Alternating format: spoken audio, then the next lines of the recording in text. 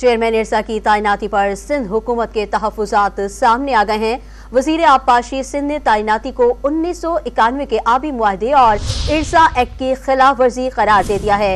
मजीद तफसीलात जानते हैं डॉन न्यूज के नुमाइंदे खावर हुसैन से। जी खावर, बताइएगा ये क्या माजरा है?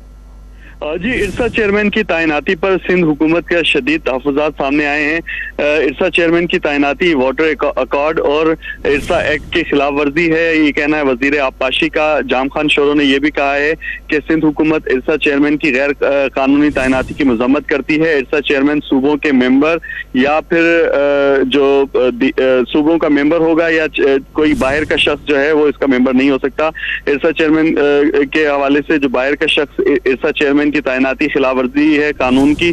और उन्होंने ये भी कहा कि वजीर आजम पाकिस्तान शहबाज शरीफ फौरी तौर पर चेयरमैन इरसा की तैनाती का नोटिफिकेशन वापस लें। जी, खावर हुसैन हमें तफसीलात से आगाह कर रहे थे। खावर, आपका शुक्रिया।